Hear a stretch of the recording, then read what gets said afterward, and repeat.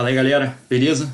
Como sempre, às quintas-feiras, tô aqui para gravar 2 videozinhos com vocês aí, fazendo 4 questões de vestibular para a gente discutir assuntos de primeiro e segundo ano, né? Nos vídeos de hoje, dia 4 de junho, a gente vai falar sobre grandes navegações e sobre antigo regime, conteúdos que caminham em paralelo com o renascimento artístico-cultural e com a reforma protestante que a gente fez na semana passada, né? E essa é a primeira coisa que a gente já tem que guardar aí para começar as nossas discussões, né? São coisas que estão acontecendo ao mesmo tempo, né? A formação do Estado moderno, as grandes navegações, o renascimento artístico-cultural e a reforma protestante são processos históricos concomitantes ali. Então eles vão se confundir nos seus princípios e nas suas finalidades. E muitas vezes vão contribuir um com o outro para as suas motivações, né? A gente já até falou sobre isso lá no vídeo passado de reforma protestante, quando a gente falou sobre como as grandes navegações elas foram impulsionadas por um objetivo da Igreja Católica de conquistar novos fiéis, né? Para frear o avanço do protestantismo na Europa. Mas enfim, falando agora sobre as grandes navegações, que é o tema desse primeiro vídeo que eu estou gravando para vocês, eu queria falar um pouquinho com vocês sobre esse nome, né? Grandes navegações. Alguns livros didáticos gostam de usar expansão marítima, outros livros didáticos gostam de usar expansão atlântica, e alguns outros livros didáticos gostam de chamar de grandes navegações. Pois é, eu prefiro grandes navegações. E por quê? Né? Porque a palavra navegar é uma palavra muito interessante para falar desse período histórico, né, cara? E por quê?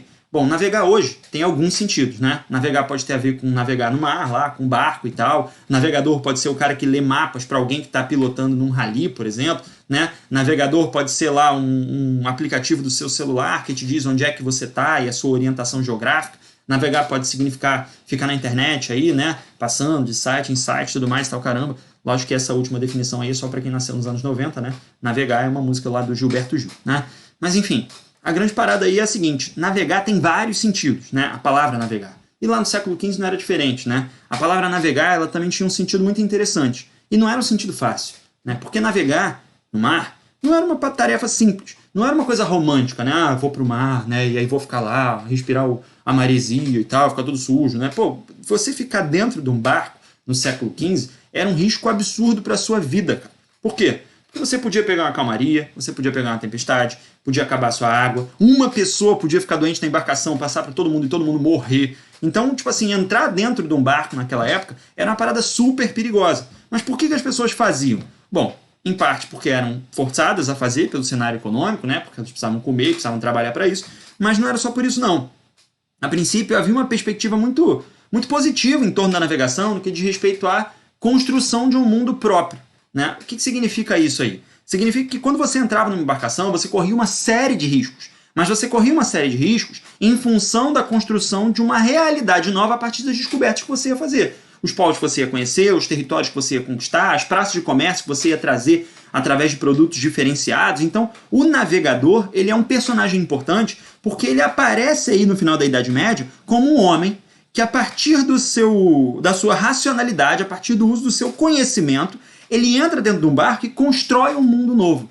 Se você parar para pensar no que eu falei agora no início do vídeo, sobre as grandes navegações caminharem em paralelo ao Renascimento, você vai chegar a uma brilhante conclusão de que, naquele momento, as grandes navegações podiam ser consideradas uma expressão do pensamento renascentista em Portugal, uma vez que a definição de antropocentrismo, que é o princípio-chave do Renascimento, é exatamente a ideia de que o homem passa a ler o mundo a partir da sua racionalidade e a expressar o seu contato com o mundo a partir dos seus entendimentos.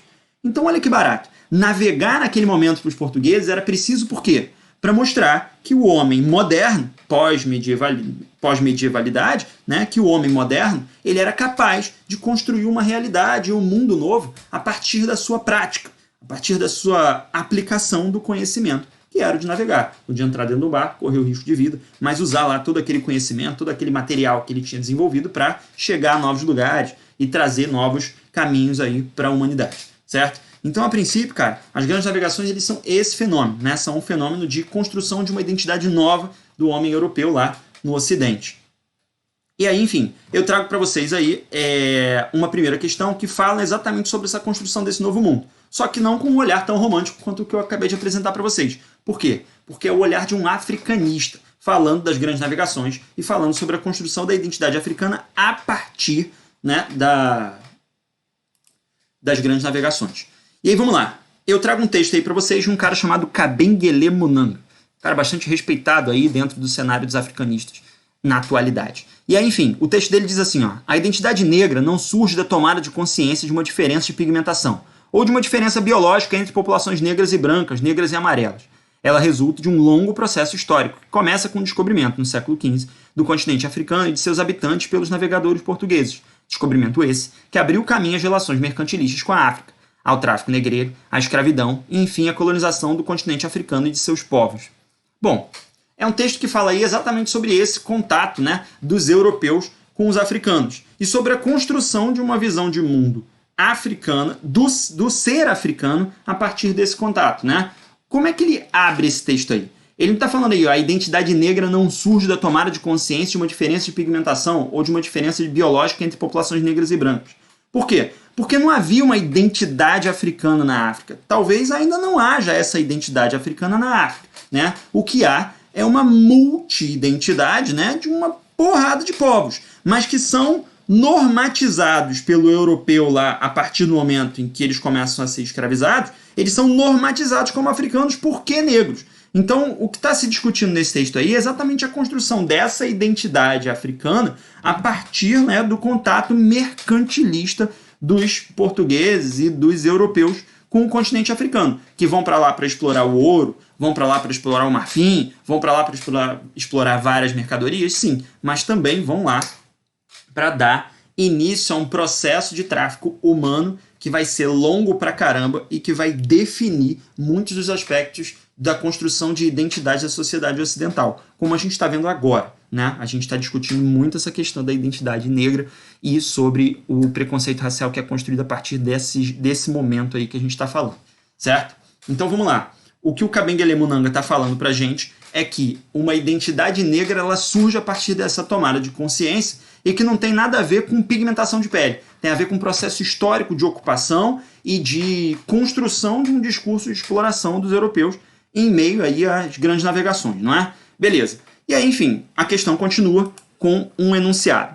Com relação ao assunto tratado no texto, é correto afirmar que, letra A colonização da África pelos europeus foi simultânea ao descobrimento desse continente. Bom, no próprio texto ele fala que a colonização da África, no sentido da ocupação do território pelos europeus, ela é muito posterior a isso, ela é tardia, não é? A gente, inclusive, falou disso, né, no vídeo de imperialismo na terça-feira aí. Então, não tem colonização da África pelos europeus no século XV. O que tem é a construção de relações comerciais com esses caras, não é? E essa construção de relações comerciais variavam em toda sorte de produtos, inclusive a escravização de pessoas.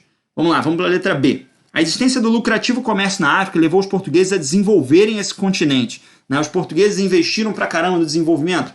Ao contrário, né? O que eles vão encontrar nos grandes impérios, nas cidades litorâneas da África, são sociedades muitas vezes mais bem estruturadas e com amplo conhecimento que superavam dos próprios portugueses, né? A gente tem várias referências maneiras aí, como por exemplo a cidade de Tombuctu, que era uma cidade da costa da Guiné e que tinha uma importância grande do ponto de vista intelectual, porque tinha um monte de universidades, tinha bibliotecas pra caramba, e muitos dos navegadores portugueses que iam a Tombuctu iam lá e ofereciam algum tipo de material valioso em troca de conhecimento dos sábios de Tombuctu, né? Então vale pesquisar aí muito sobre as sociedades africanas, né, e sobre o contato que elas têm com os grandes navegadores portugueses, porque, embora a visão dos portugueses sobre esse continente fosse uma visão utilitarista, no que diz respeito à exploração material, muitas delas eram muito mais organizadas.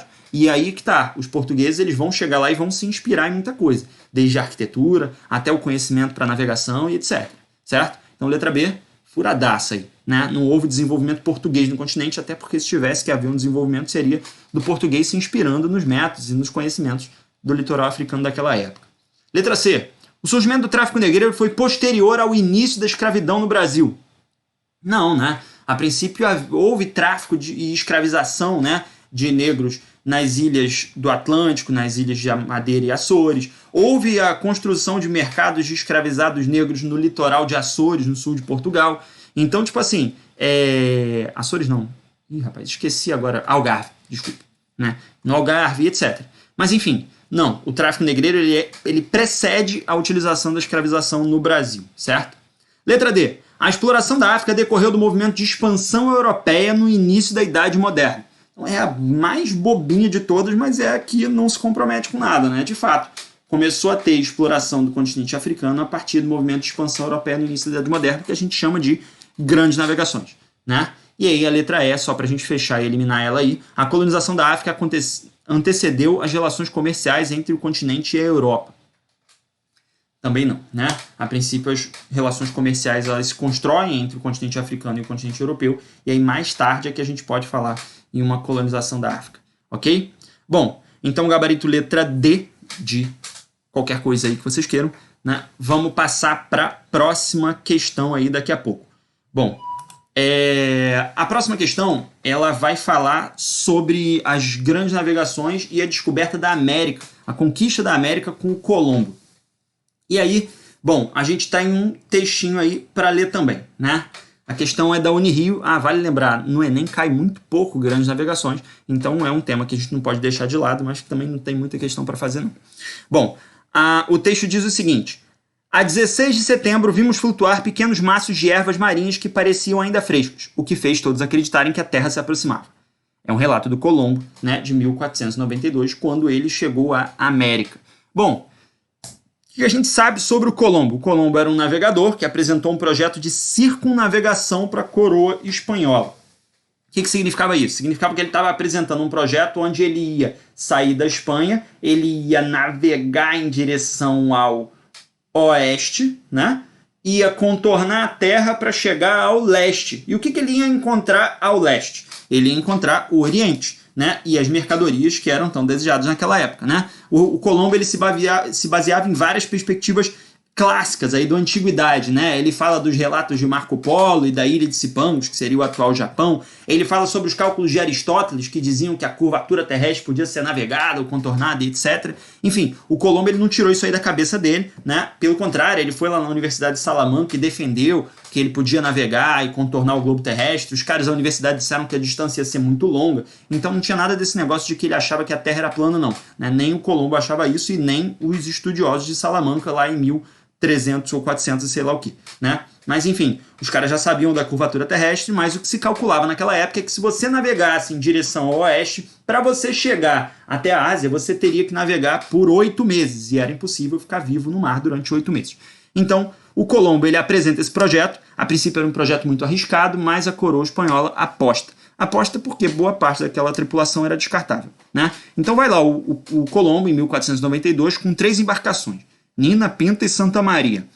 A minha filha sabe o nome dessas paradas, ela se amarra nessa história. E aí, enfim, o Colombo ele parte em direção à América, né? E ele chega numa ilha chamada de La Espanhola, que a gente conhece hoje em dia como Santo Domingo ou República Dominicana, né? E aí vamos lá, vamos para as alternativas, vamos ver o que a questão quer da gente. Este breve fragmento, extraído do diário de bordo escrito em 1492 por Cristóvão Colombo, tem um significado especial no processo de expansão das fronteiras europeias. Podemos afirmar que a chegada à América faz parte do processo da letra A, expansão da economia mercantil e do fortalecimento da classe burguesa? Esse é o nosso gabarito, né? A princípio, de fato, as grandes navegações elas tinham a ver com a construção de rotas comerciais para o Oriente e por quê? A burguesia espanhola e a coroa espanhola queriam lucrar com essa atividade, né? E aí, nesse sentido, quando fala em economia mercantil, está falando não de mercado necessariamente só, está falando de mercantilismo, que é uma política econômica que instrumentaliza a burguesia para enriquecer o Estado, a coroa, certo? Bom, a letra A é o nosso gabarito, mas isso não significa que a gente não pode ler as outras alternativas. A letra B diz ampliação do movimento de reconquista e da consolidação dos reinos cristãos ibéricos. Bom, há de fato um quê de espírito cruzadisco nas grandes navegações aí, mas a Guerra de Reconquista já tinha acabado naquele mesmo ano de 1492, quando os espanhóis expulsam os mouros de Granada, que é um território mais ao sul da Península Ibérica e que estava ocupado por muçulmanos até aquele momento, né? A letra C diz assim, ó, decisão tomada no Tratado de Tordesilhas do fortalecimento econômico da Espanha. Bom, o Tratado de Tordesilhas é um tratado de partilha do mundo entre espanhóis e portugueses, mas ele foi assinado em 1494, depois da chegada do Colombo à América, né? Letra D, utilização de novas rotas em direção ao Oriente e da tomada de Constantinopla pelos turcos. Bom, a tomada de Constantinopla pelos turcos é o que bloqueia o comércio de produtos orientais no Mediterrâneo. Mas, a princípio, lê aí a questão e olha o que ele está falando. Podemos afirmar que a chegada da América faz parte do processo de utilização de novas rotas em direção ao Oriente? Utilização não, né, cara? Os caras não estavam usando essa rota, os caras estavam tentando descobrir uma rota, né? Então, não, tá errado. E a letra E diz que o descobrimento de novas técnicas de navegação tem a ver com as grandes navegações, o que tem, né? E com a assinatura de uma bula chamada Intercetera. A bula Intercetera foi uma tentativa de mediação da Igreja Católica junto à Espanha e Portugal para tentar dividir o mundo. Foi um acordo que precedeu o Tratado de Tordesilhas e que foi discutido em 1493. Então, não, também não é porque é antes da chegada, ok? Então, gabarito letra A, fizemos nossas duas questõezinhas aí. Daqui a pouco eu gravo o vídeo de Antigo Regime.